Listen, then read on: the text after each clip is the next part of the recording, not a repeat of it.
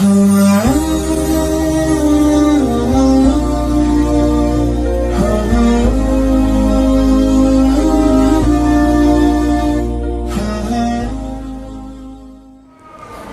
masalah melaknat ya, melaknat seorang muslim. Maaf, kesimpulannya seperti ini masalah melaknat itu. Melaknat itu ada dua versi. Melaknat secara ta'yin dan melaknat secara umum. Melaknat secara ta'yin, saya jelaskan dulu. Laknat itu artinya al-ib'ad ar-rahmatillah. Kita mendoakan dan memastikan seseorang dijauhkan dari rahmat Allah Subhanahu wa taala. Itu laknat namanya. Jadi misalnya ada seorang mengatakan semoga Allah melaknatmu gitu ya. Itu nggak boleh, Pak. Ini namanya melaknat, itu artinya menetapkan seseorang jauh dari rahmat Allah. Kalau jauh dari rahmat Allah berarti dia termasuk orang-orang yang akan celaka. Artinya celaka berarti masuk neraka. Melaknat secara ta'yin, melaknat secara spesifik ya, maksudnya langsung disebut namanya, ditunjuk hidungnya. Misalkan ada orang di depan saya, kamu terlaknat, semoga Allah melaknatmu. Nah, itu langsung ditunjuk hidungnya, namanya disebut, orangnya ditunjuk. Ini hukumnya haram dan termasuk dosa besar. Nggak boleh hukumnya haram. Hukumnya apa? Haram. Nabi Muhammad SAW pernah melaknat. Bahkan seandainya orang itu yang dilaknat itu, bahkan seandainya dia orang kafir pun, itu nggak boleh, hukumnya haram. Jadi ada orang Nasrani, orang Yahudi, orang kafir kan, non muslim, itu nggak boleh dilaknat, Pak. Nggak boleh kita seorang muslim melaknat orang kafir sekalipun. Sebab apa? Sebab ketika orang itu masih hidup, mau kafir, mau muslim, mau pelaku maksiat, itu kalau masih hidup masih ada kesempatan dan peluang untuk mendapatkan hidayah. Yang maksiat menjadi seorang muslim yang taat, yang non muslim bisa jadi masuk ke Islam, kan masih hidup, kan masih ada kesempatan apa? Taubat, masih ada kesempatan untuk dapat hidayah. Maka dulu Nabi Muhammad SAW itu pernah melaknat di kunut nazilah.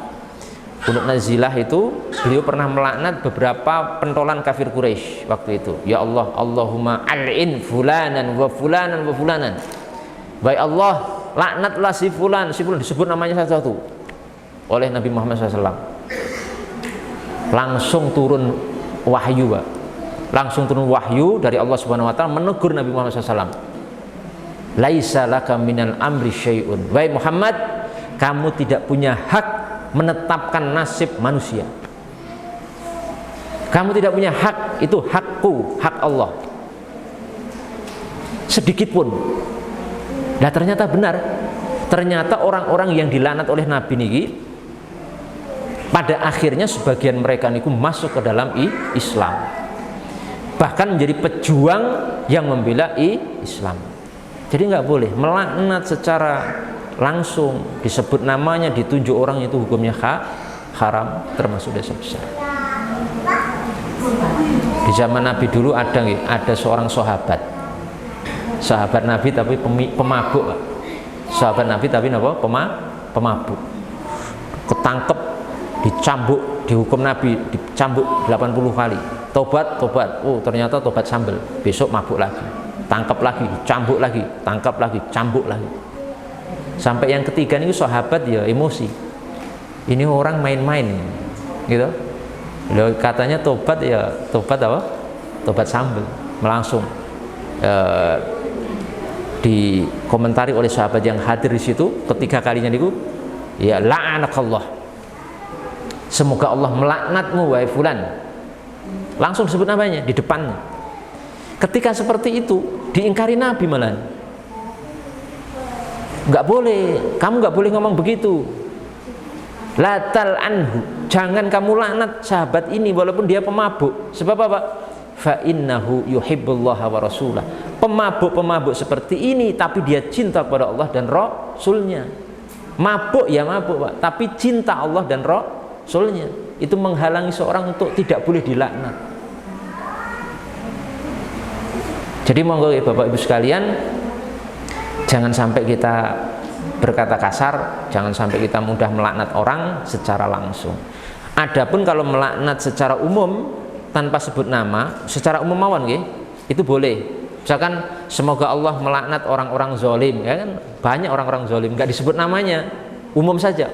Semoga Allah melaknat orang-orang zalim, semoga Allah melaknat orang-orang kafir, semoga Allah melaknat orang-orang fasik, itu boleh, tidak masalah. Kan nggak disebut nama, umum. Kalau seperti itu tidak masalah. Gitu, karena memang orang zalim, orang kafir itu sebenarnya terlaknat juga. Tapi kita bolehnya hanya secara umum saja. Paham sini? Paham ya?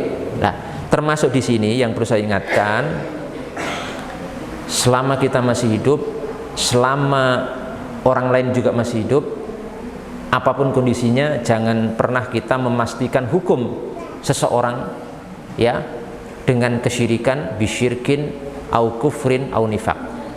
Perhatikan nih, jangan pernah kita memastikan hukum kepada seorang ahli kiblat. Ahli kiblat itu artinya muslim. Jangan pernah kita memastikan hukum terhadap ahli kiblat seorang muslim dengan kesyirikan, dengan kekafiran, dengan kemunafikan, dengan kezindikan. Oh, si fulan kafir, si fulan musyrik, si fulan ini munafik, si fulan itu zindik. Tidak boleh. Memang kita siapa bisa menghukumi fulan kafir, fulan musyrik, fulan munafik, fulan zindik? Memang kita siapa? Kita bukan Tuhan. Padahal yang mengetahui rahasia-rahasia manusia itu cuma Tuhan, cuma Allah Subhanahu wa taala. Kalau kita tidak tahu, karena mengeluarkan seorang muslim dari keislamannya, kalau kita katakan kafir kan berarti keluar Islam. Kita katakan musyrik kan berarti keluar Islam. Munafik, zindik, bahaya nih Bu. Ya, tidak perlu kita sampai masuk dalam hal tersebut. Ingat ya, ada sebuah hadis dari Nabi Muhammad SAW. Ini peringatan bagi kita semuanya. Beliau SAW pernah bersabda, "Ma syahidar rajulun ala rajul bil kufri." Tidaklah ada seorang yang mempersaksikan, memastikan kepada saudaranya dengan kekafiran. Dikafirke, Pak, mengkafirkan orang Islam. Ini saya perlu tegaskan ya, karena ini wabah takfir.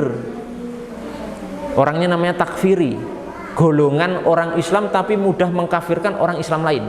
Ini wabah ini mulai muncul sekarang di zaman kita ini. Gerakan-gerakan pengajian-pengajian tertentu yang mungkin pengajiannya salah arah. Ini mulai muncul orang-orang yang mudah mengkafirkan, memusyrikan orang Islam.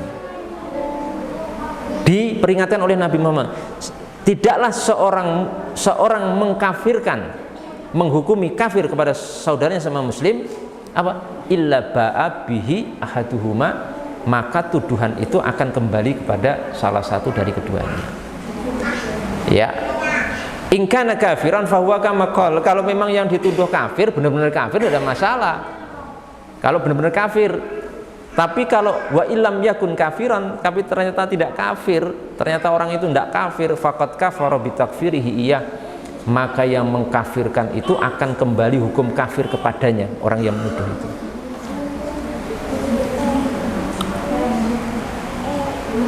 Ini sebagai rem bagi kita, ampun mudah, musyrik kowe musyrik, kowe sadar nggak ketika kita ngomong ke si A misalkan, kowe musyrik, ketika kita ngomong ke si A orang Islam musyrik, kita ngomong kamu musyrik, itu artinya kita mengkafirkan dia, Pak, dan memastikan dia nanti kalau tidak tobat kekal dalam neraka. Ngeri nggak itu? Jadi jangan asal ngomong, jangan asal berbicara, tapi dipikirkan akibatnya.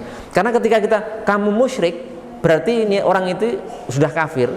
Itu nggak boleh. Nanti kalau suami istri, kalau dia yang kita tuduh musyrik itu laki-laki, dia harus pisah sama istrinya. Kalau istrinya muslimah, harus dicerai, harus bisa. Kalau mati orang ini nggak boleh dikubur di kuburan umat Islam, ya, tidak boleh saling mewarisi dan lain sebagainya. Tidak bisa jadi ahli apa namanya yang menikahkan itu, wali nikah dan lain sebagainya. Itu bahaya sekali. Kita tidak akan dituntut ya di hari kiamat nanti. Oh, kenapa kamu tidak mengkafirkan orang Islam ini? Nggak akan dituntut, Pak. Seandainya kita tidak pernah melaknat iblis, kata Imam Ghazali, seandainya kita tidak pernah melaknat iblis, walam tal'an iblisatu la umrika, seandainya kamu seumur hidupmu belum pernah melaknat iblis pun, kamu tidak akan ditanya di hari kiamat. Tapi kalau kita sudah melaknat orang, mengkafirkan orang, memusyrikkan orang, menzindikan orang, memunafikan orang, itu nanti ada pertanyaannya di hari kiamat. Tanggung jawab. Berani berbuat, berani apa? Bertanggung jawab. Ya, dikira enteng apa ini? Dikira enteng. Sekarang anak-anak kecil, anak-anak pengajian sebulan sekali ya, hobinya mengkafirkan orang Islam. Tidak takut dia nanti. Jangan-jangan dia di akhirat yang akan masuk neraka dengan sebab apa? Lisannya. Orang Islam itu Pak, kalau sudah jadi Muslim itu berat, sangat sulit untuk dikafirkan, sangat sulit untuk dikeluarkan dari Islam. Nanti misalnya kita lihat ada orang Islam, loh kok sujud kepada batu, ya tidak bisa langsung dikafirkan itu. Sujud ngopo? Lah kita kalau di Mekah kan sujud di depan apa? Batu. Ka'bah itu batu. Nanti kalau sekedar orang sujud di depan batu jadi kafir, lah kita dikafirkan semua. Kenapa? Sujud ke Ka'bah. Sujud di depan Ka'bah, Ka'bah kan batu, rumah batu nih. Tidak bisa langsung seperti itu. Kata lo, paham tadi? Paham ya? Jadi mari kita berhati-hati dari hal ini, karena ini wabah ini sangat bahaya sekali, menggejala di sebagian umat Islam, walaupun tidak banyak, tapi ini bahaya. Maka perlu kita antisipasi, kita harus mengetahui ilmunya, karena tanggung jawab dan resiko yang akan didapatkan itu berat sekali. Wis pokoknya meneng mawon lah, wis rasa aneh-aneh. Ya si penting ibadah gitu, ibadah kepada Allah Subhanahu Wa Taala, sholat, zakat, poso. Wis rasa aneh-aneh, rasa mengkafir-kafirkan apa? Tiang Islam. Kayak wong Khawarij sing membunuh sinten Ali bin Abi Thalib. Niku hobine apa? Mengkafirkan umat Islam. Khawarij niku golongan sesat. Golongan sesat. Walaupun belum keluar dari Islam, tapi ini golongan sesat. Bahkan termasuk daripada ahlu sunnah wal jamaah.